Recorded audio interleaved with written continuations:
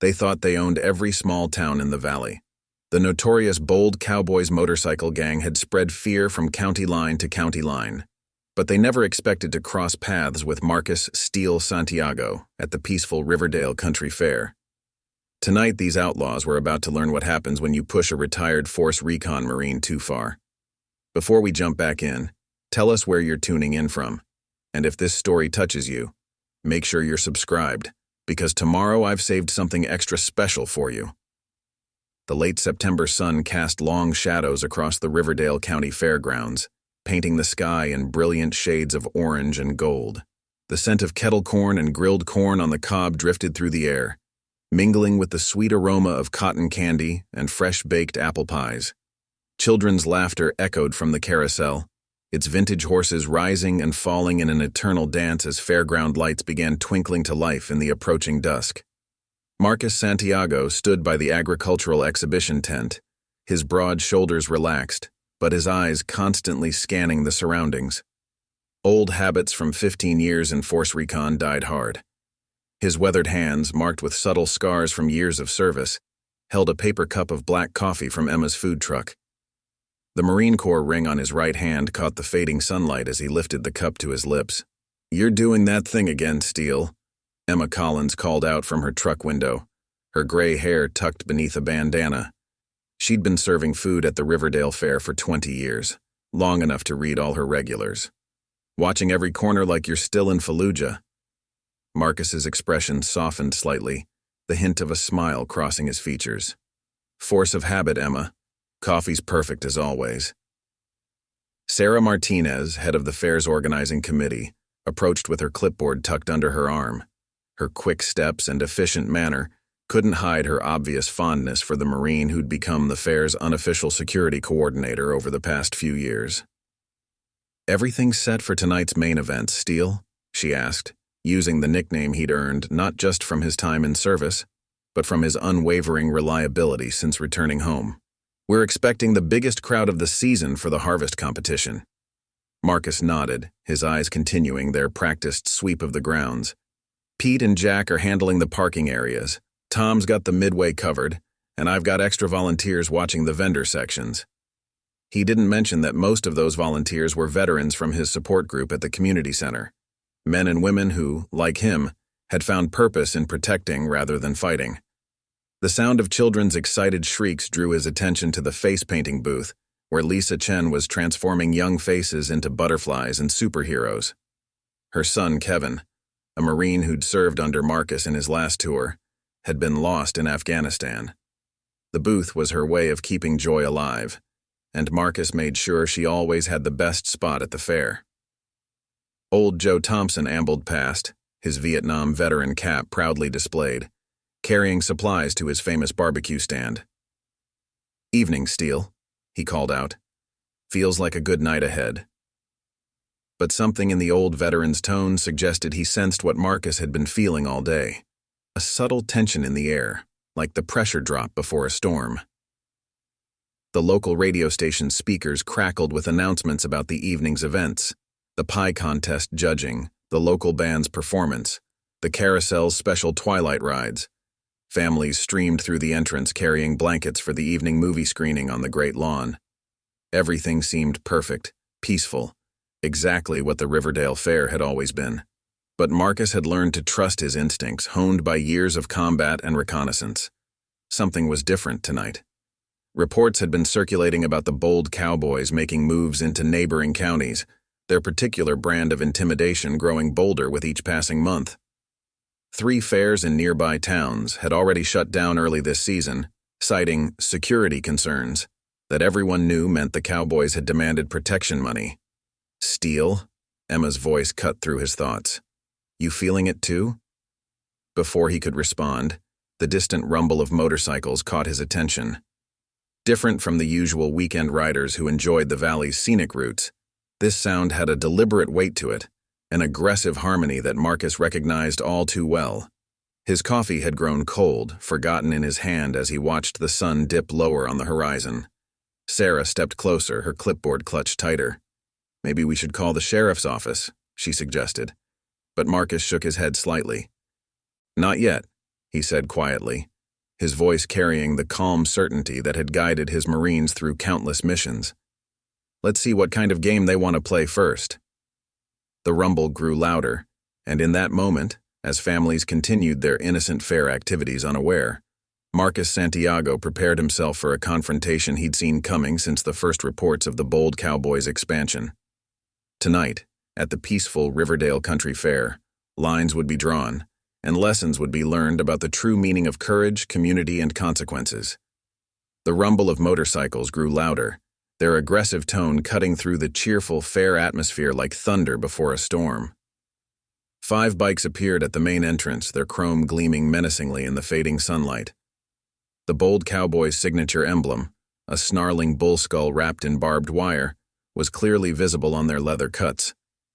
Families instinctively drew their children closer as the bikers cut their engines in perfect synchronization. The sudden silence felt heavier than the previous noise.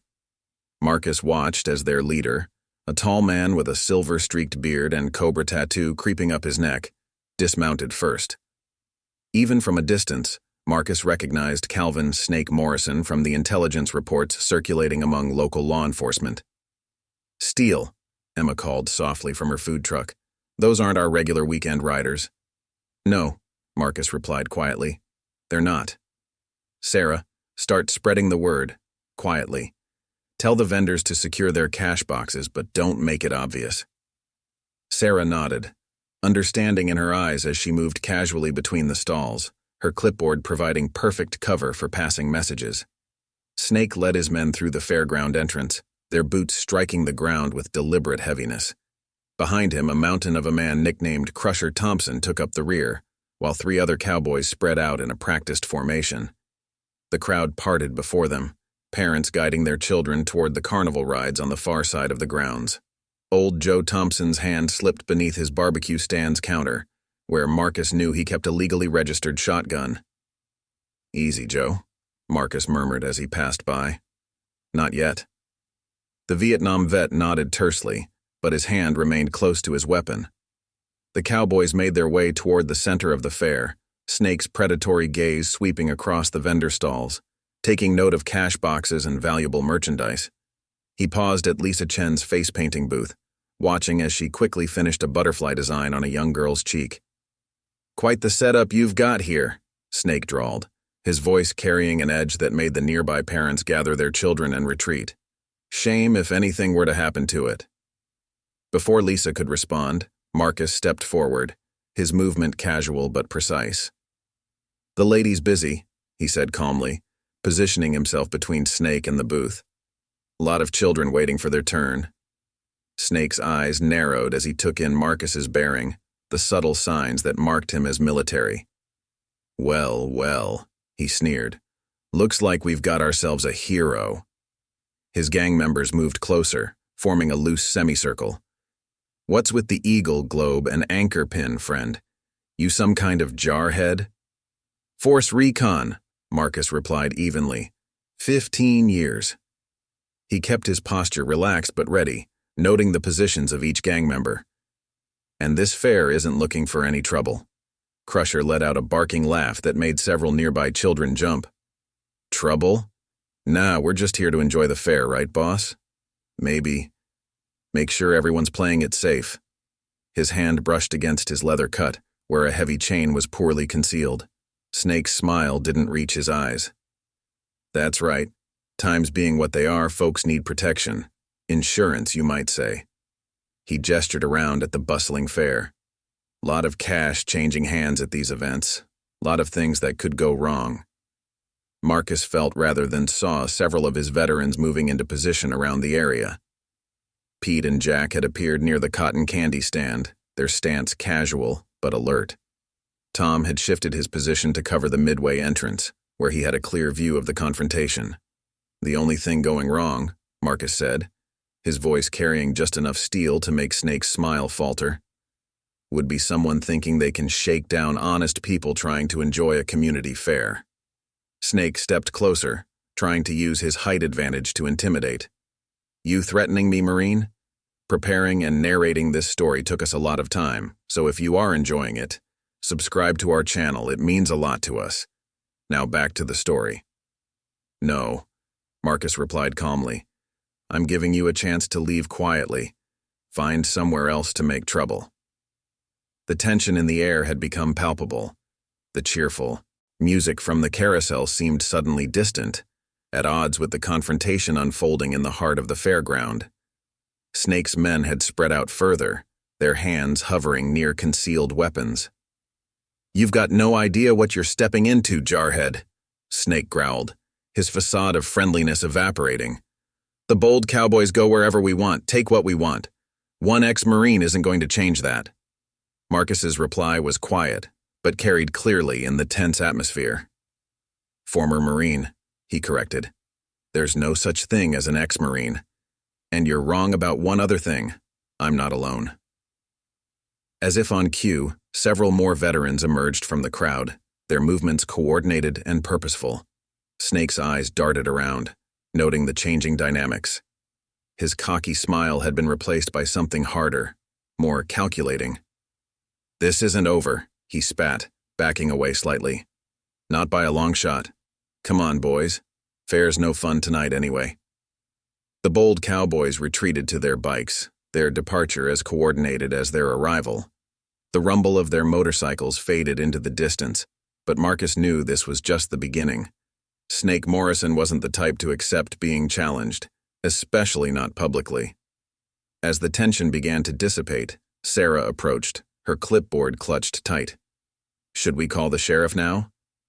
Not yet, Marcus replied, his eyes still fixed on the exit where the cowboys had disappeared. They'll be back, and next time they'll bring more than attitude. We need to be ready. The fair's activities slowly resumed, but something had changed. The peaceful evening had been shattered, and in its place, a new reality was taking shape. The Bold Cowboys had made their play, but they'd chosen the wrong fair, the wrong community, and definitely the wrong Marine to intimidate. Emma appeared at Marcus's side with a fresh cup of coffee. What's the plan, Steele? Marcus accepted the coffee, his mind already working through scenarios and strategies. First, we prepare. Because tonight was just the warning shot. The real battle for Riverdale Fair is about to begin. An hour had passed since the Bold Cowboys' initial visit, but the tension lingered in the air like static before a storm. The sun had fully set now, and the fairground lights cast long shadows between the stalls and rides. Marcus stood near the central pavilion, watching families continue their evening activities while keeping a careful eye on all entrance points. Pete Davidson, a former Army medic who'd been part of Marcus's support group since its inception, approached with purpose in his stride. Got word from Billy at the gate, he said quietly. More bikes gathering on Route 7, at least 15 from what he can see. Marcus nodded, having expected this. Snake Morrison wasn't the type to let a challenge go unanswered. How's our coverage? We've got most of the key points secured, Pete replied. Jack's coordinating with the other vets, and Tom's got the civilian volunteers organized, but Steele, he hesitated. There's something else you should know. Before Pete could continue, the distant roar of motorcycles cut through the evening air, louder than before. This time there was no pretense of subtlety. The Bold Cowboys wanted everyone to know they were coming. Sarah hurried over, her usual composure showing cracks of concern. Marcus, we've got families here, children. Maybe we should start evacuating. No, Marcus cut in firmly. That's what they want, to spread fear, drive people away. We hold our ground. He turned to the gathering group of veterans and volunteers. Remember, we're not looking for a fight. We're protecting our community. The motorcycles arrived in force, 20 bikes strong now, their engines deliberately loud as they pulled into the fairground entrance. Snake led them again, but this time his lieutenant, Crusher, rode close beside him. The gang spread out in an intimidating formation as they dismounted, creating a wall of leather and chrome. Snake's face was twisted in barely contained rage as he strode forward, Crusher and 3 others flanking him. Thought you'd play hero, didn't you, Marine? He called out, his voice carrying across the now quiet fairground. Thought you could make us look weak? Marcus stepped forward to meet them, his movement fluid and controlled. The other veterans had taken up strategic positions, creating an invisible network of protection around the civilians. "You did that yourself," he replied calmly, "threatening children and honest people just trying to enjoy their evening." Snake's hand moved to his belt, where a heavy chain hung coiled. "Last chance to smart up, jarhead. Bold Cowboys don't take kindly to being disrespected. Ask the folks over in Miller's Creek what happened to their fair when they tried to stand up to us." Something shifted in Marcus's stance. Subtle, but those who knew combat would recognize it. His voice remained steady but carried an edge of steel that made several of the cowboys shift uneasily. "That's your problem, Snake. You mistake fear for respect." Crusher stepped forward, cracking his knuckles. "Boss, let me show this Marine what happens when—" The big man's words cut off as Marcus moved. It happened so fast that most observers would have missed the sequence. One moment Crusher was advancing menacingly. The next he was on his knees, his arm locked in a hold that made him gasp in pain. Marcus had him immobilized with the same calm efficiency he'd shown all evening. "Like I said," Marcus spoke quietly, but his words carried in the tense silence, "you mistake fear for respect." He released Crusher, who stumbled back, his face red with rage and embarrassment. Snake pulled his chain free, swinging it in a deadly arc, but Marcus was no longer where he'd been. The Marine's combat training took over as he deflected the chain, closing the distance before Snake could react. A series of precise movements left the gang leader disarmed and off balance. The other cowboys started forward, but found themselves facing a line of veterans who had materialized from the crowd. Old Joe stood with his shotgun now visible. Pete and Jack flanked the sides, and Tom had moved to cover the rear. "Think carefully," Marcus advised the gang members, still holding Snake in a controlled position. "You're not just facing me. You're facing men and women who've served who know how to handle themselves. More importantly, you're facing an entire community that's tired of being bullied." Snake struggled against the hold, his face purple with rage. "You're dead, Marine. You hear me? We'll burn this whole fair to the ground." "No." A new voice cut through the tension. A younger man stepped forward from the crowd, removing his Bold Cowboys cut. "No, we won't." It was Mike Morrison, Snake's younger brother, who Marcus recognized from his support group, though he'd never mentioned his connection to the gang's leader. "Mike, what are you doing?" Snake spat, struggling harder now.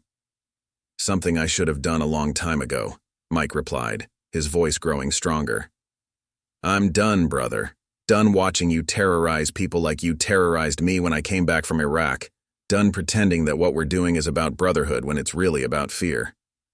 The revelation hit the fairground like a thunderbolt. Several other cowboys shifted uncomfortably, looking between Snake and Mike with new understanding. Marcus released Snake, stepping back but remaining ready. "You're choosing them over family?" Snake demanded, but the question lacked his earlier confidence. "No," Mike answered sadly. "I'm choosing to be better than what you taught me, and I'm not the only one." He looked at his fellow gang members.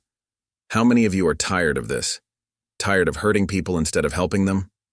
The silence that followed was heavy with possibility. Snake looked around at his men, seeing doubt where there had been blind loyalty before. The power dynamic had shifted, not through violence, but through truth. "This isn't over," Snake snarled, backing toward his bike. But his words sounded hollow now, his authority crumbling as more cowboys moved to stand with Mike.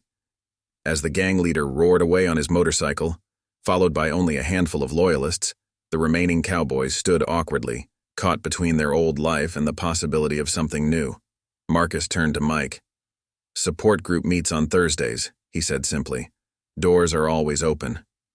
The evening air was filled with the sound of families cautiously returning to their fair activities, but something fundamental had changed. The Bold Cowboys' attempt to rule through fear had been met not just with resistance, but with an opportunity for transformation. The battle for Riverdale Fair was far from over, but the first real victory had been won not with fists but with courage, truth, and the strength to stand together. The aftermath of the confrontation settled over the fairground like an evening mist. Marcus sat with Mike Morrison at Emma's food truck, steam rising from fresh cups of coffee as the younger veteran finally shared his story. Around them, the fair had resumed its activities, though there was a new watchfulness in the air. "I should have told you sooner," Mike said, his hands wrapped around his coffee cup to hide their slight tremor. About Snake. About Calvin. About what he did when I came back from Iraq. He stared into his coffee as if seeing reflections of the past in its dark surface. Marcus listened quietly, letting Mike find his words. Emma busied herself nearby, close enough to hear but giving them space while keeping watch. The veteran support group had taught Marcus the power of patience, of letting truth emerge in its own time. When I came back, Mike continued, his voice dropping lower, I was messed up. Bad. The nightmares, the panic, attacks. You know how it is. He glanced at Marcus, who nodded in understanding. I tried to talk to Calvin about it. He was my big brother, you know? The one who always looked out for me growing up. The evening breeze carried the sounds of the carousel and children's laughter, a stark contrast to the weight of Mike's words. Sarah approached with fresh coffee but stopped short, sensing the gravity of the conversation. She caught Marcus's eye, nodded in understanding, and moved to redirect some passing families toward the carnival games. Calvin's solution was to toughen me up. Mike's laugh was bitter. Said I was embarrassing him in front of the Cowboys. Started with verbal stuff, calling me weak, soft. Then it got physical. Said he was doing it for my own good. That pain would make me forget what happened overseas. Marcus's jaw tightened slightly, but his voice remained calm. How long? 2 years, Mike replied. It only stopped when I finally joined the Cowboys. Thought maybe if I became like them, like him, the pain would make sense somehow. He set his coffee down, his hand steadier now as the truth poured out. But it just got worse. Instead of facing my demons, I was becoming one. Nearby, Pete and Jack maintained their vigilant posts, but their expression showed they were listening, understanding dawning on their faces about the true nature of what they were fighting. This wasn't just about a gang threatening a fair. It was about the poison of violence spreading from personal trauma. Your support group, Mike continued, looking at Marcus. It was the first place I felt normal. Hearing others talk about their struggles, seeing them face their pain instead of burying it, it started changing how I saw things, how I saw Calvin's leadership. Emma emerged from her truck with plates of food, setting them down without comment. Her motherly concern was evident in the extra portions she'd added. Eat, she said simply. Both of you. As they ate, more pieces of the story emerged. The Bold Cowboys hadn't always been about intimidation and fear. They'd started as a brotherhood of riders, many of them veterans themselves. But under Snake's leadership, that purpose had twisted. His own unresolved anger, his need for control, had corrupted the club's original mission. There are others, Mike revealed, his voice stronger now. Other vets in the Cowboys who feel the same way. Some were at your support group too, but they were afraid to admit it, afraid of Calvin finding out. Marcus absorbed this information, pieces clicking into place. That's why he's been targeting community events, he said thoughtfully. It's not just about money or power. He's trying to destroy any place that might offer the kind of help he wouldn't give you. Tom approached, his expression serious. Got word from our spotters. Snake's regrouping at the old mill, calling in Cowboys from other chapters, telling them we're trying to destroy the club. Mike shook his head. He's scared. For the first time, his control is slipping. The truth about what he did to me, what he's done to others, it's going to spread through the ranks. Good, Marcus said firmly. Let it spread. Truth has a way of finding light. Sarah joined them, her clipboard forgotten as she listened to the revelations. So what happens now? She asked, her voice carrying the concern of the entire community. Marcus stood, his decision made. Now we build on this, Mike's story, the support group, the community standing together. It's all connected. Snake doesn't just want to control the fair, he wants to control the narrative. But we've got something stronger than his fear. We've got truth, unity, and purpose. The night air had grown cooler, but the warmth of understanding and shared purpose spread through the group. What had started as a simple confrontation had revealed itself to be something far more significant, a battle for healing, for redemption, and for the true meaning of brotherhood.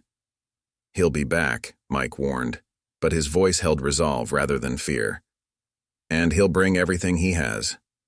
"Let him come," Marcus replied calmly. "Because this time, we're not just protecting a fair. We're fighting for something bigger. The chance for people like you, like all of us, to find real strength.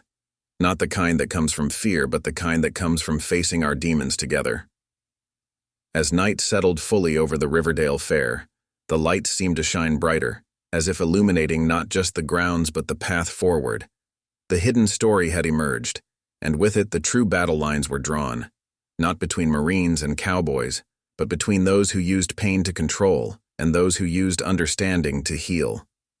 Word spread through the fairground like ripples in a pond. Veterans who had been watching from the sidelines approached Marcus and Mike, offering support and sharing their own stories. The confrontation had broken a dam of silence, releasing long-held secrets and creating new bonds of understanding. Tom arrived with fresh intelligence, his face grim beneath the carnival lights. "Snake's been busy. Got at least 30 bikes at the old mill now. Word is he's calling in every favor, telling other chapters we're trying to destroy everything the Bold Cowboys stand for."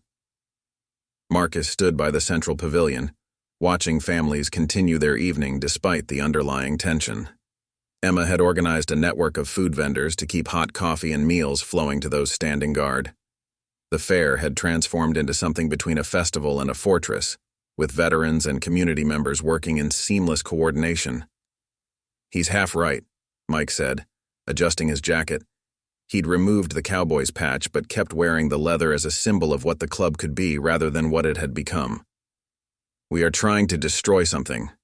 The fear, the abuse, the silence. But we're trying to save what the cowboys were meant to be." Sarah approached with a group of local business owners, their faces set with determination. "The Chamber of Commerce just had an emergency meeting," she announced. "Every business on Main Street is standing with us. They're tired of living under Snake's shadow." Marcus nodded, noting how the community was coming together in ways he hadn't seen since his return from service. "How many other veterans from the Cowboys have reached out?" he asked Mike. 7 so far," Mike replied. "All of them from the support group. They're spread through different chapters, but they're ready to stand with us, ready to help rebuild something better."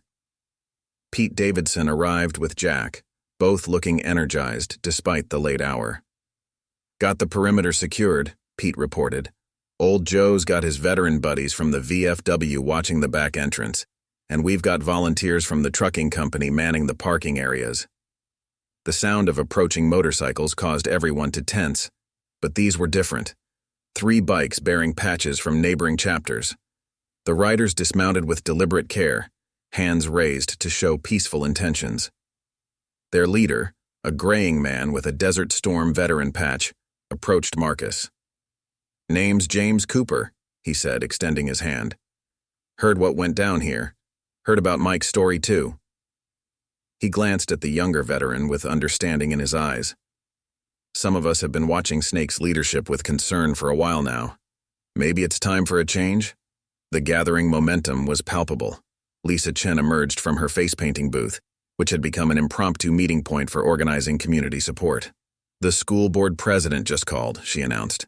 "They're opening the high school gym as a backup location if we need to move people quickly." Marcus absorbed all this information with the calculated precision of a Marine strategist. The pieces were falling into place, but he knew Snake wouldn't go quietly. The man's power was built on fear and control. Losing either would make him desperate. "Got more news," Tom interrupted, hurrying over with his phone out. "Snake's not just gathering cowboys, he's recruiting anyone with a grudge. Other gangs, troublemakers, anyone willing to help him make an example of us." "Good," Marcus said quietly, drawing surprised looks. "Let him show his true colors. Let everyone see what he really stands for." Mike understood. "The more violent he gets, the more he proves our point. The Cowboys were supposed to be about brotherhood, about helping each other. Look around. That's what we're building here." The fair lights cast an almost surreal glow over the scene. Families still enjoyed the rides and games, but now they moved under the protective watch of an unlikely alliance. Veterans in leather jackets stood alongside business owners in suits. Former rivals worked together, united by a common purpose. Sarah organized a command center in the main pavilion, spreading out maps of the fairground and surrounding areas. "If Snake's gathering forces at the old mill, we need to be ready for anything," she said, her organizational skills shifting seamlessly from fair planning to strategic defense. Emma's food truck had become a de facto meeting point. She served coffee and sandwiches while gathering intelligence from her wide network of local contacts. "Just heard from my nephew at the gas station," she reported. "More bikes heading toward the mill. But here's the interesting part, some of them are turning around when they hear the full story." Marcus watched it all unfold, seeing how the community was transforming crisis into opportunity. This wasn't just about defending a fair anymore. It was about reclaiming the true meaning of strength, brotherhood, and community. "We've got one advantage Snake doesn't understand," he told the gathered group. "He thinks strength comes from fear, from forcing people to stand with you. But real strength?" He gestured to the united community around them. "Real strength comes from giving people something worth standing for." As night deepened, the Riverdale Fair glowed like a beacon. More supporters arrived. Veterans, community members, even cowboys from other chapters questioning Snake's leadership. They were gathering not just to defend a place, but to protect an idea, that healing was possible, that community could overcome fear, and that true brotherhood meant standing together for something right. The battle lines were drawn, but they weren't marked by violence or territory. They were drawn between two visions of strength, one built on fear and control, the other on unity and understanding. And as Marcus watched his community prepare, he knew which vision would ultimately prevail. The rumble began as distant thunder, growing steadily louder until it seemed to shake the very ground of the fairgrounds. Marcus stood at the main entrance, flanked by veterans and community members, as the first headlights appeared on the horizon. The fair's lights cast long shadows across the grounds, creating an almost theatrical backdrop for what was about to unfold. "Counts at least 40 bikes," Tom reported, lowering his binoculars, "plus 3 trucks following behind. They're not even trying to hide their intentions anymore." Snake led the column of motorcycles, his leather cut adorned with new patches of aggression, skulls and crossed bones that seemed to mock the Bold Cowboys' original brotherhood symbols. Crusher rode beside him, his massive frame dwarfing his bike. Behind them came a mix of cowboys and other riders, some wearing patches Marcus recognized from notorious gangs across 3 states. The bikes pulled into the fairground in an aggressive formation, their engines deliberately loud, chrome gleaming menacingly under the carnival lights. The trucks that followed carried more men, armed with chains, bats, and other weapons of intimidation. Snake had gathered his army of fear. "Last chance to walk away, Marine," Snake called out, his voice carrying over the dying engine noise. "Save all these nice folks the trouble of cleaning up what's about to happen." Marcus stepped forward, his movement calm and measured. Behind him, the community had taken positions according to plan, veterans providing security, civilians maintaining distance but refusing to flee, Mike and other former cowboys standing proud without their old patches. "You're right about one thing," Marcus replied, his voice carrying clearly across the tension-filled space. "This ends tonight, but not the way you think." Snake's laugh was harsh in the night air. "Look around, hero, you're outnumbered. Even with your little band of traitors and weekend warriors, you can't stop what's coming." "Numbers aren't everything, brother." The new voice came from behind Snake, causing him to spin around. James Cooper and a group of chapter presidents had appeared, blocking the exit. "Sometimes it's about who's standing on the right side." Snake's face contorted with rage as he saw more cowboys removing their patches, moving to stand with Mike and the others. "Traitors, all of you!" He pulled a heavy chain from his belt. "Show them what happens to people who betray the Bold Cowboys." Chaos erupted as Snake's loyalists charged forward, but they met something unexpected. The veterans moved with military precision, their training evident as they contained and redirected the attack. Marcus engaged Snake directly, his Force Recon experience turning the gang leader's wild swings against him. The fairground became a swirling scene of conflict, but not the simple brawl Snake had expected. For every aggressive move by his forces, they met coordinated resistance. Old Joe and his VFW members held the flanks while Pete and Jack protected civilians. Even the truckers and business owners played their parts, forming human barriers to prevent the violence from spreading. "This is what you made us," Snake screamed as Marcus deflected another attack. "Fear is the only language people understand." "No," Marcus replied, his movements controlled and precise. "Fear is the only language you understand, and that stops tonight." Around them, the tide was turning. More of Snake's recruited muscle, seeing the unified resistance and hearing the truth about his leadership, began backing away. The community's stand wasn't just physical, it was moral, a rejection of everything Snake represented. Crusher, seeing his boss losing ground, charged toward Mike with murderous intent. But before he could reach him, several cowboys who had removed their patches intercepted him. "We're done hurting our own," one of them declared, standing firm. The big man hesitated, looking between Snake and the united front before him. In that moment of clarity, he saw the difference between true strength and mere intimidation. Slowly, deliberately, he removed his Bold Cowboys patch and dropped it in the dust. "No!" Snake's howl of rage echoed across the fairground as he saw his power crumbling. He charged at Marcus with reckless abandon, swinging his chain wildly. "I built this. I made us strong."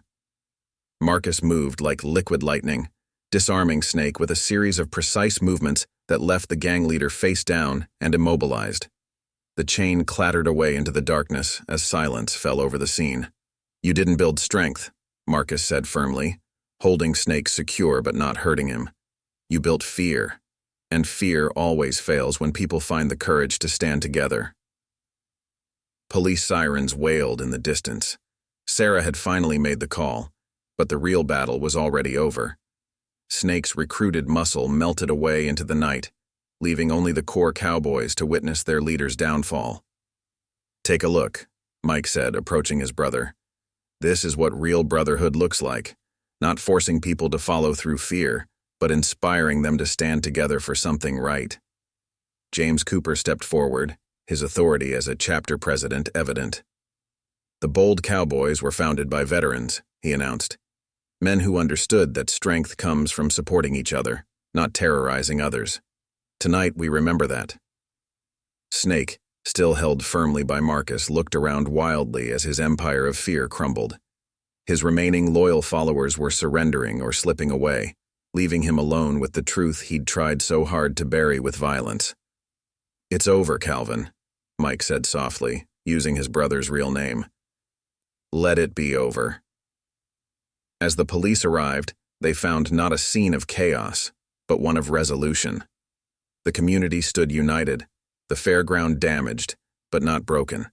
Snake was taken into custody, his protests falling on deaf ears as even his most loyal supporters turned their backs. Marcus watched the scene unfold, seeing not just victory, but transformation. The Bold Cowboys who had chosen to stay were already talking with James Cooper about rebuilding, about returning to their roots of brotherhood and service. Veterans from both sides shared quiet words of understanding, recognizing their common bonds. The fair lights continued to shine, now illuminating a scene of healing rather than conflict. What Snake had intended as a show of force had instead become a demonstration of true strength, the power of a community united, of brotherhood reclaimed, of fear transformed into courage. As the chaos settled, Emma appeared with coffee and food for those who had stood their ground. The simple act of sharing a meal became a symbol of the new unity being forged from the ashes of conflict. The night's battle had been won not just with skill and courage, but with the stronger force of community and truth. In the quiet aftermath of the confrontation, the Riverdale Fair hummed with subdued activity. Police officers took statements while EMTs treated minor injuries. The carnival lights cast gentle shadows across faces marked not just by the physical struggle, but by the weight of truths finally coming to light. Marcus sat with Mike and James Cooper at Emma's food truck, which had become an impromptu gathering place for those piecing together the full story. Steam rose from fresh coffee cups as veterans from both sides began sharing what they knew about Snake's descent into darkness. "It wasn't always like this," James said, his weathered hands wrapped around his cup. The Bold Cowboys started after Desert Storm. Group of us veterans needed something. Brotherhood, purpose, a way to handle what we'd brought back from the war. He paused, looking at the patches scattered on the ground. Calvin, Snake. He was one of the best back then. Helped more guys than I can count. Mike's hands trembled slightly as he added his piece of the puzzle. Something changed after his last tour in Afghanistan. He never talked about it, but he came back different, harder, started seeing enemies everywhere. Tom approached with a manila envelope, his face grave.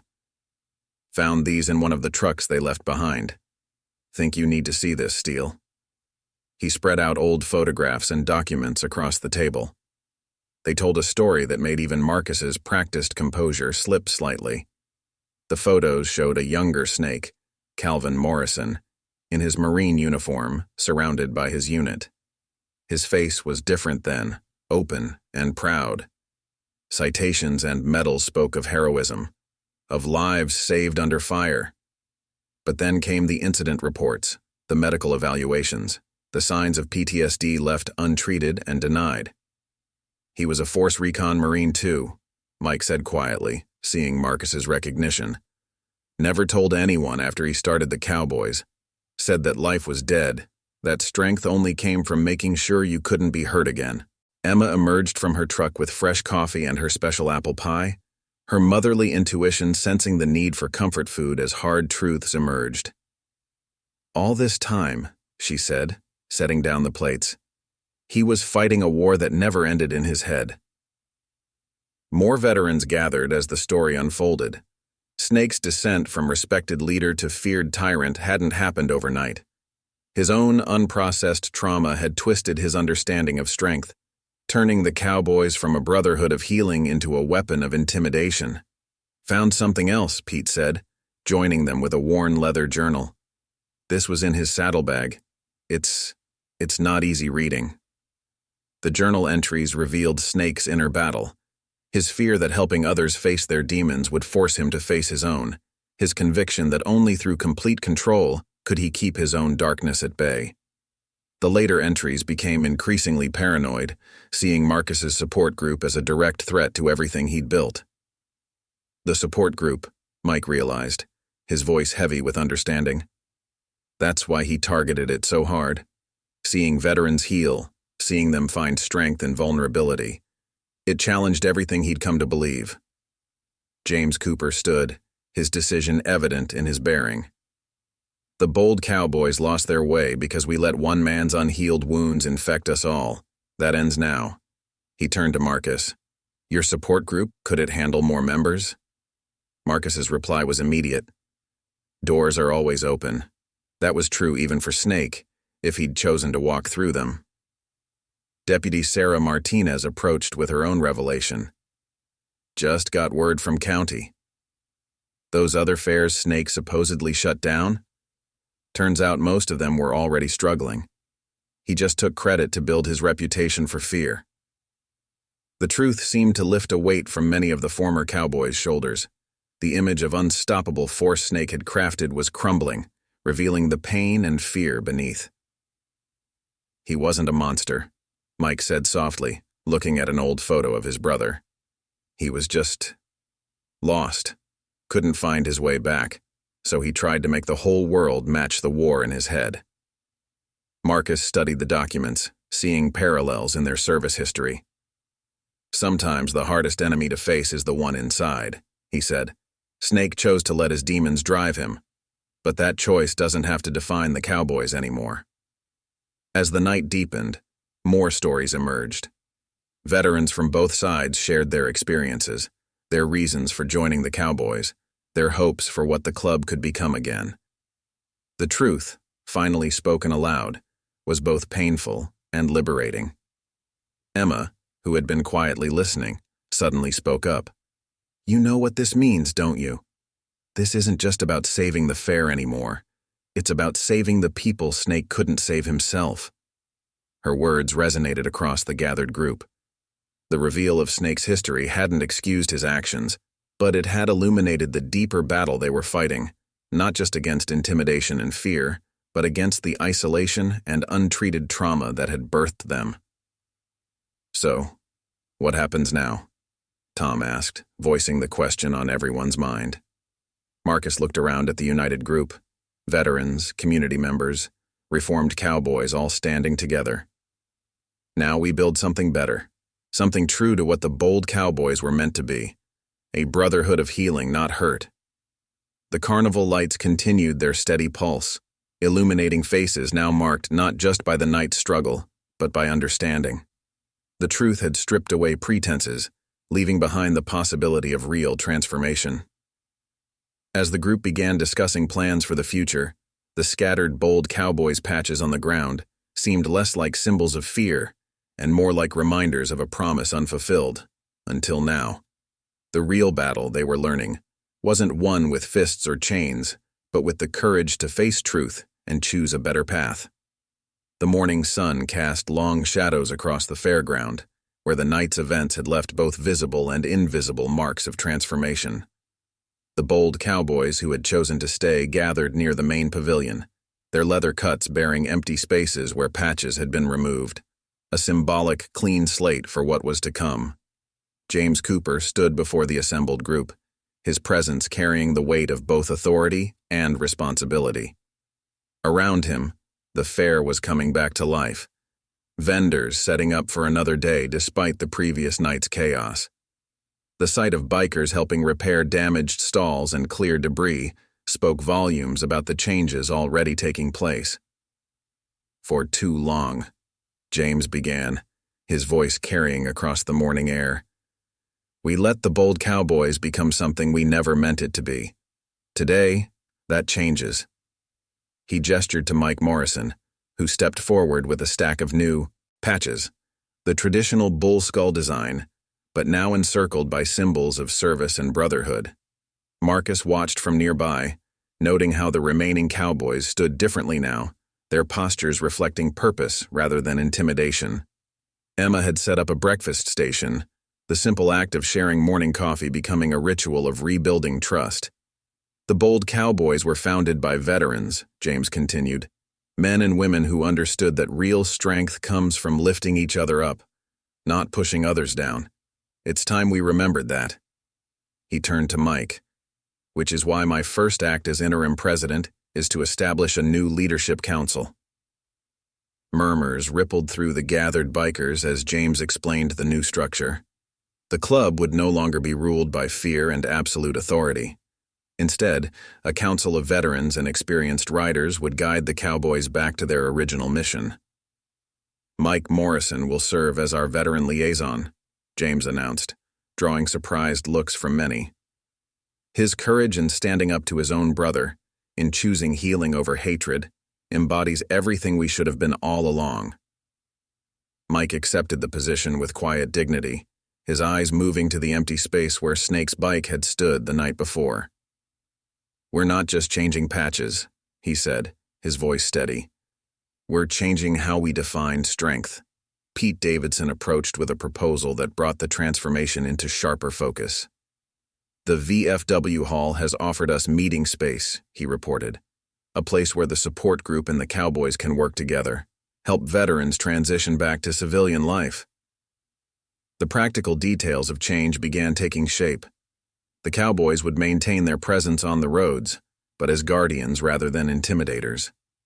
Their network would serve to identify veterans in need, connect communities, and provide the brotherhood many sought after service. Tom arrived with more news that highlighted the shifting dynamics. "Word spreading through other chapters," he said. 3 more have already reached out wanting to know about our reforms. Snake's arrest opened a lot of eyes."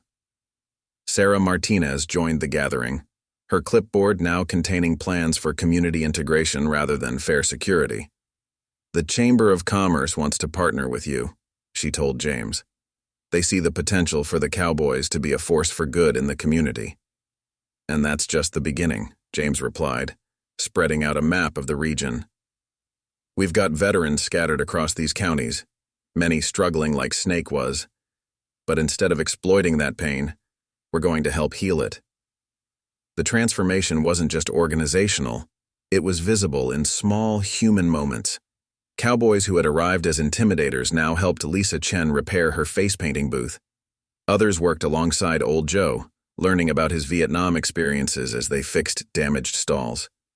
Marcus observed it all with quiet satisfaction, seeing the military precision with which the changes were being implemented. Structure, he noted to James. That's what a lot of veterans miss. Not just the brotherhood, but the sense of purpose of being part of something bigger than themselves. Emma emerged from her food truck, carrying fresh coffee to the planning session. Already seeing a difference, she reported. Got 3 veterans asking about the support group just this morning. Seems word travels fast when hope replaces fear. The new leadership council gathered around tables in the pavilion, beginning the detailed work of reformation. Former adversaries worked together, their combined experience creating something stronger than either group could have built alone. We'll need to reach out to the other chapters, James said, marking locations on the map. Show them what real brotherhood looks like in action, not just words. As the morning progressed, more community members arrived, drawn by word of the Cowboys' transformation. The fair became a symbol of the change itself, a place where families could gather without fear, where leather-clad bikers helped children onto carousel horses, where the lines between protector and protected blurred into simple human connection. You know, Mike said quietly to Marcus, watching the scene unfold, Snake always said strength came from making people fear you. But this, he gestured to the unified activity around them. This is real strength. Marcus nodded, seeing how the night's chaos had given birth to genuine order. The Bold Cowboys were being reborn, not through violence, but through the harder path of transformation and truth. The leadership changes weren't just about patches and titles. They were about rediscovering the soul of what the club had always meant to be. As the sun climbed higher, casting away the last shadows of the previous night, the fairground hummed with the energy of renewal. The Bold Cowboys were changing, becoming what they had always been meant to be, a brotherhood of healing, a force for community, a place where veterans could find their way home. Word came just after noon, carried by the rumble of motorcycles approaching the fairground. 2 cowboys from a neighboring chapter roared in, their faces grave with urgent news. Marcus and James met them by the main entrance, where the morning's reconstruction efforts were still underway. Snake's out on bail, the first rider reported, cutting his engine. And he's not alone. He's gathering everyone who's against the changes, calling it a purification of the Bold Cowboys. Emma appeared with coffee as the riders shared what they knew. Snake had set up at an abandoned truck stop on the county line, drawing in outcasts and hardliners from multiple chapters. More concerning were the other elements joining him, members of truly violent gangs who saw an opportunity in Snake's vendetta. How many? Marcus asked, his tactical mind already assessing the threat. At least 60 bikes last count, the second rider answered, plus more arriving. He's promising them a piece of everything once he claims what's his. Says he's going to make an example that no one will forget. James Cooper called an emergency meeting at the pavilion. The fair was in full swing now, families enjoying the afternoon sunshine, unaware of the storm gathering on the horizon. Mike joined them, his face tight with concern about his brother's final desperate play. He's cornered, Mike said, spreading out a map of the area. That makes him more dangerous than ever. He's got nothing left to lose. Tom arrived with more intelligence gathered from their network of supporters. They're gathering weapons, he reported grimly. Not just chains and bats this time. Snake's throwing away any pretense of being just a motorcycle club. Marcus studied the map, noting positions and vulnerabilities. He'll wait for nightfall, he said with the certainty of combat experience. Try to catch people off guard, create maximum chaos. Sarah Martinez approached with her own update. Police are stretched thin with the county fair one town over. They can respond, but it'll take time. We're largely on our own for the first wave.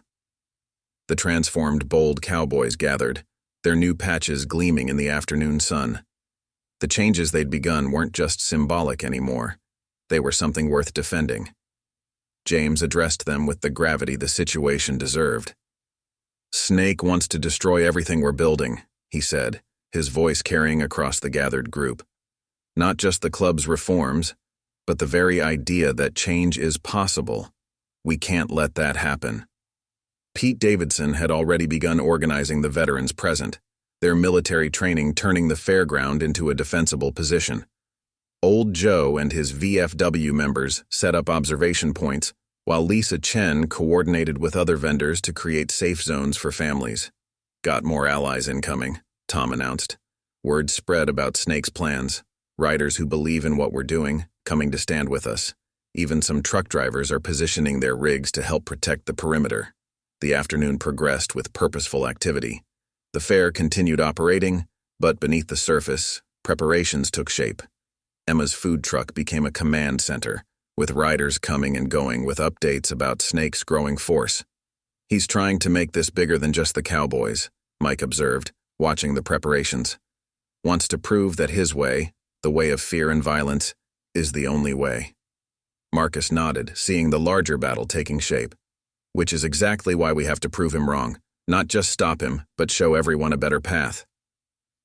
As the sun began its descent, the tension grew palpable. More supporters arrived, reformed cowboys from other chapters, veterans who'd heard about the stand being taken, community members unwilling to let fear rule their lives. The fairground became an island of determined resistance against the tide of violence Snake was gathering. Sarah coordinated with local authorities, ensuring emergency responses were ready. Whatever happens, she said firmly, Riverdale doesn't stand alone anymore. The carnival lights came on as dusk approached, their cheerful glow at odds with the serious preparations taking place. Families were quietly encouraged to head home early, though many chose to stay, understanding that this was about more than just one night at the fair. Got fresh intel, Tom reported as night fell. They're mobilizing. Snake's given some kind of speech about cleansing the Cowboys of weakness. They're worked up, angry. Marcus gathered the defenders for final instructions. The veterans among them recognized the calm focus in his bearing, the same steadiness that had guided Marines through countless combat situations.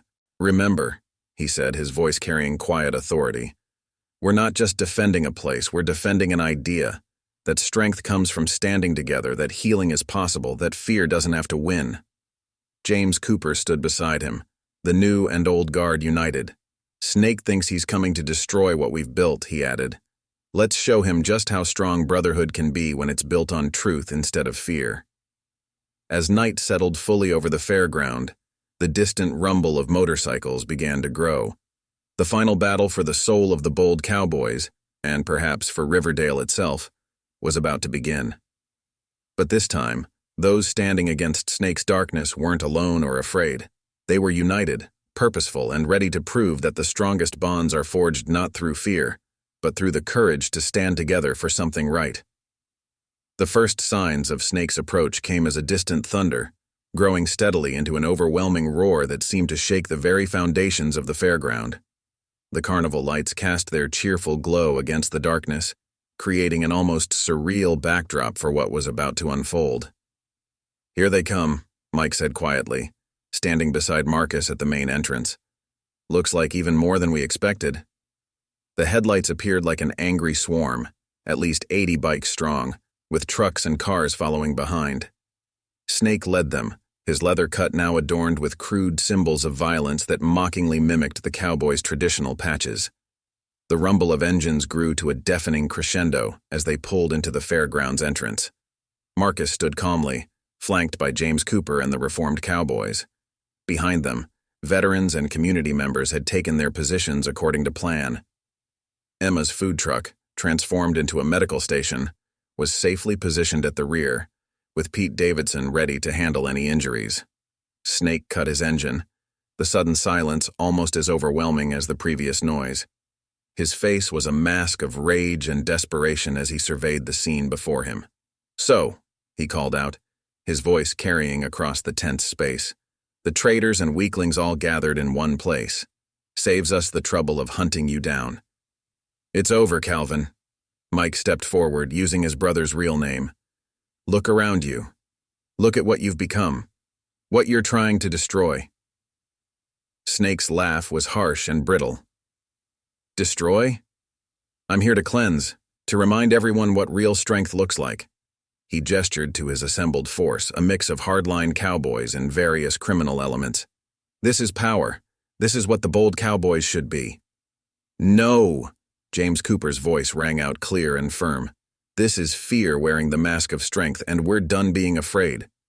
Snake's response was to pull out a heavy chain, its links glinting in the carnival lights. "Last chance to submit," he snarled, "or we tear this whole place apart." "There's another way," Marcus said calmly, stepping forward. "There's always another way, Marine." The word hit Snake like a physical blow. "Don't you dare!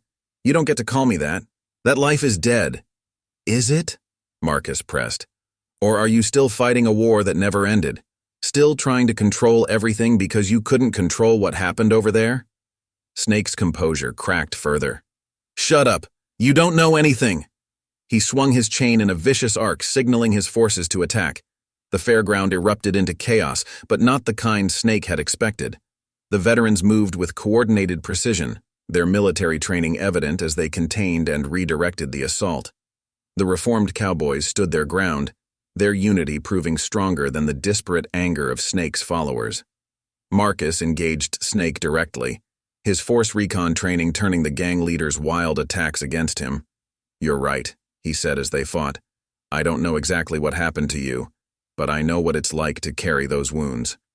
"Wounds are weakness," Snake spat, swinging wildly. "Fear is strength." Around them, the tide was turning.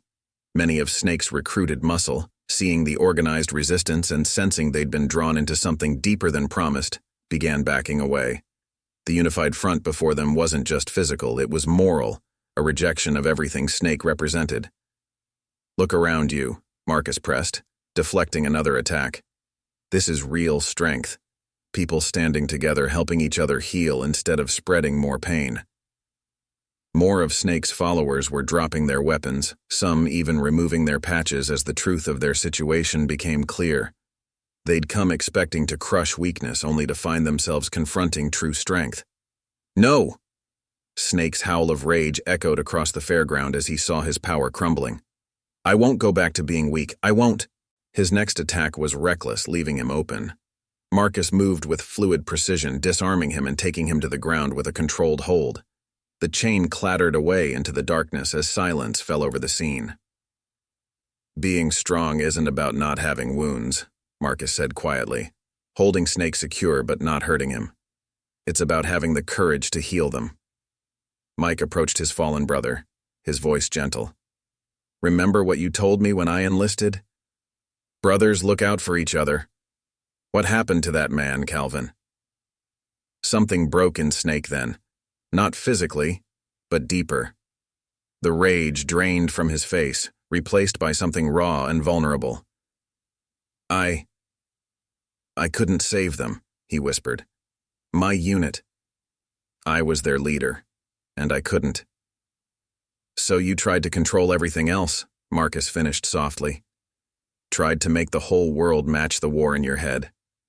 The fight was over. Snake's followers had either fled or surrendered, leaving their leader alone with the truth he'd tried so hard to bury. As police sirens wailed in the distance, Marcus helped Snake to his feet. "The support group meets on Thursdays," he said simply. "When you're ready."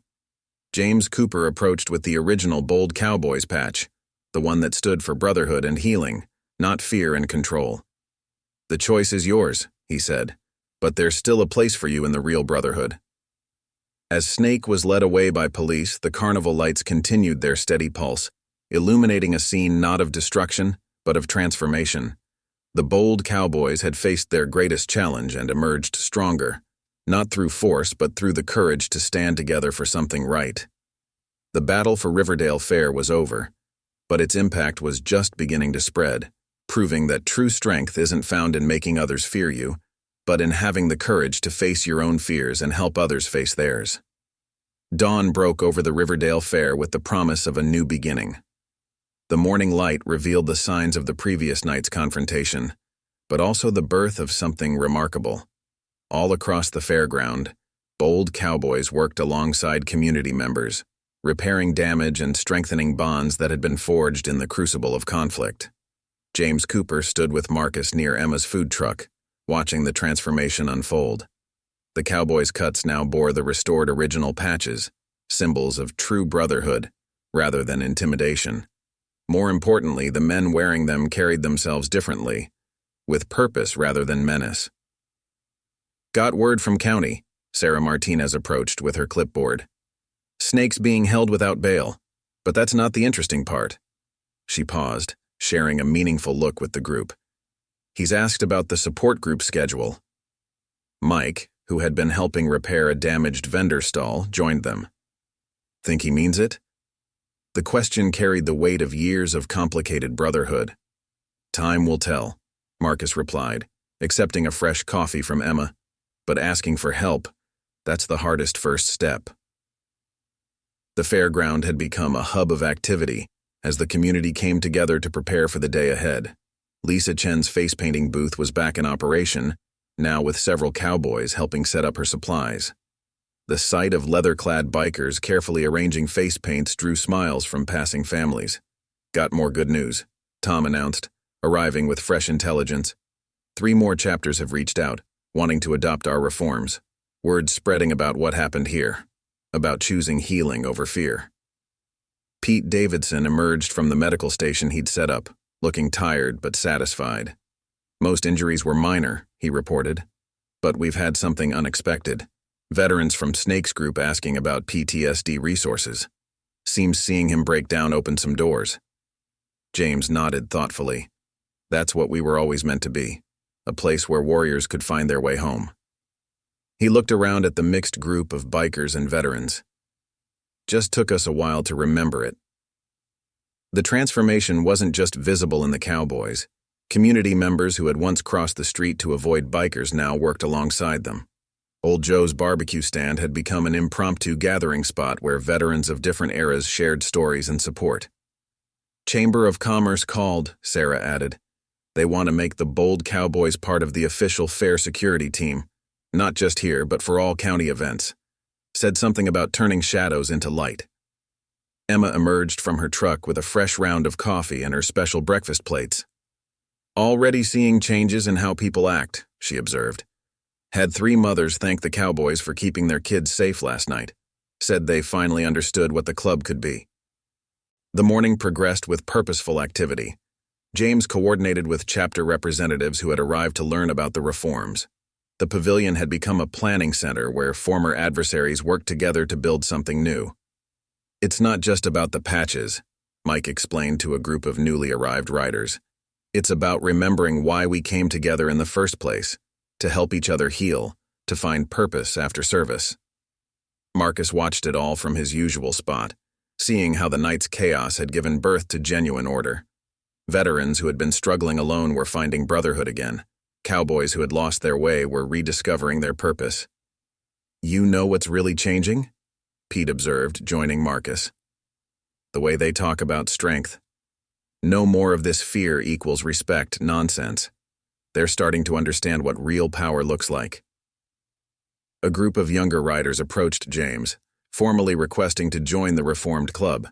Among them were veterans fresh from service, drawn not by the promise of intimidation, but by the possibility of genuine brotherhood.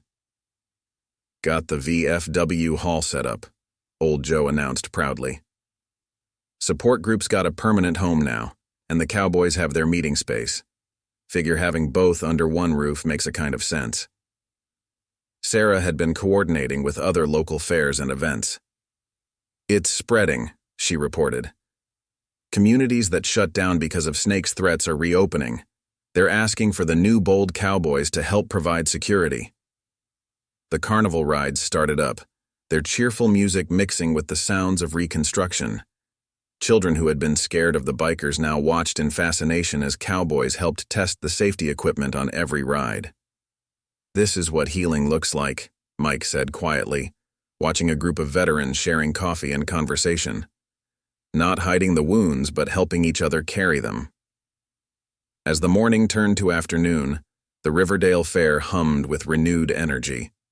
The Bold Cowboys had been transformed, becoming what they had always meant to be. Not enforcers of fear, but guardians of community, not spreaders of pain, but agents of healing. James gathered everyone for a moment of recognition. "What happened here?" he said, his voice carrying across the gathered crowd. Wasn't just about saving a fair or reforming a club. It was about remembering that the strongest bonds are forged not through fear, but through the courage to stand together and help each other heal. The fairground lights shone bright in the afternoon sun, no longer casting shadows of fear, but illuminating a path forward. The new order wasn't built on power over others, but on the strength found in standing together, in facing demons together, in building something worthy together. 1 month after the showdown at Riverdale Fair, the transformation had spread far beyond the fairgrounds' boundaries. The Bold Cowboys clubhouse, once a fortress of intimidation, had become a hub of community support and veteran services. On this particular morning, Marcus stood watching bikes arrive for what had become a weekly tradition, a combined meeting of the support group and the Reformed Motorcycle Club. "Never thought I'd see anything like this," Emma said, setting up her mobile coffee station in the clubhouse parking lot. The smell of fresh coffee and her famous apple pie drifted through the morning air, welcoming both leather-clad riders and veterans seeking help. The changes were evident everywhere. The clubhouse walls, once decorated with symbols of aggression, now displayed photos documenting the club's transformation. The image of that night at the fair held a central position, a reminder of when fear gave way to something stronger. "Got another chapter converting today," James Cooper announced, approaching with fresh paperwork. "That makes 7 now. The word's spreading faster than we can keep up." He gestured to a group of riders pulling in, their cuts bearing patches from 3 states away. "They're coming to learn how to implement the reforms." Mike emerged from his office, a new addition to the clubhouse where he coordinated veteran outreach. "Support groups grown to 3 meetings a week," he reported. "Had to expand to handle all the veterans coming in, and not just bikers anymore." The parking lot filled with a mix of motorcycles and civilian vehicles. Old Joe's BBQ truck had become a permanent fixture, the Vietnam vet serving food and wisdom in equal measure. Lisa Chen had set up a weekly art therapy session that drew both veterans and their families. "Got some news about Snake," Sarah Martinez said quietly, joining the group. "He started attending counseling in custody. His lawyer says he's different, talking about what happened to his unit finally facing those demons." Marcus nodded, unsurprised. "Sometimes you have to hit bottom before you can start climbing back up." The morning's activities began with the familiar routine they'd established. Veterans gathered in support circles while cowboys provided security and support. The distinction between the two groups had blurred. Many were now both finding healing through helping others. "Remember this?" Pete Davidson called out, holding up a newspaper from the night of the showdown. The headline read, "Bikers Transform from Threat to Guardians at Local Fair." The article had sparked similar changes across 3 states, as communities realized there was another way to handle the tension between motorcycle clubs and local residents. Tom arrived with his weekly intelligence report, but it was different now. Instead of tracking threats, he coordinated with other chapters to identify veterans in need of support. "Got a group coming in from Fort Campbell next week," he announced. "Recently discharged, looking for brotherhood without the baggage." The clubhouse had been renovated to include a proper medical station, where Pete and other medically trained veterans offered basic health care and referrals. The Bold Cowboys network, once used to spread fear, now connected veterans to resources and support across the region. "You know what's really amazing?" Emma observed, serving coffee to a mixed group of bikers and veterans. "The way the families have come back used to be people would run when they saw cowboys coming. Now they wave, stop to talk." James gathered everyone for the morning briefing, a practice that bridged military structure with motorcycle club tradition. The meeting room was packed, veterans seeking help sitting shoulder to shoulder with riders who'd once been part of Snake's inner circle. "A month ago," James began, "we stood at a crossroads. Could have gone either way, but thanks to one Marine who saw through the fear." He nodded to Marcus. "We found our way back to what the Bold Cowboys were always meant to be." The transformation had rippled through the community in unexpected ways. Local businesses that had once paid protection money now partnered with the Cowboys for charity rides. Schools invited riders to speak about veteran issues and community service. The fear that Snake had built his power on had been replaced by something stronger: trust. Mike shared updates about his brother. Snake started writing letters, he said, to the veterans he hurt, to the community members he terrorized. Not asking forgiveness, just acknowledging the truth. It's a start. The morning sun climbed higher, illuminating the new Bold Cowboys patch that hung above the clubhouse door. The traditional bull skull now encircled by symbols of service, healing, and brotherhood. Below it, a simple phrase had been added: strength through unity, healing through brotherhood. Marcus watched it all from his usual spot, seeing how one stand against fear had sparked a movement larger than anyone could have predicted. The legacy wasn't just in the reformed club or the expanded support services. It was in the fundamental shift in how strength was defined. "You know what the real victory was?" he said to the gathered group. "Not beating Snake, not even reforming the Cowboys. It was proving that there's always another way. That true strength isn't about making people fear you. It's about having the courage to help them heal." As the morning's activities continued, the sound of motorcycles arriving mixed with the laughter of children and the conversations of veterans finding their way home. The Bold Cowboys had become more than just a motorcycle club. They were a symbol of transformation, a proof that even the darkest shadows could be turned to light when people found the courage to stand together. The legacy of that night at Riverdale Fair continued to grow, spreading hope and healing wherever the rumble of motorcycles was heard. In the end, the greatest power hadn't come from fear or force, but from the simple truth that real strength is found in standing together, in facing demons together, and in building something worthy of the brotherhood they'd always meant to serve. Up next, you've got 2 more standout stories right on your screen. If this one hit the mark, you won't want to pass these up. Just click and check them out.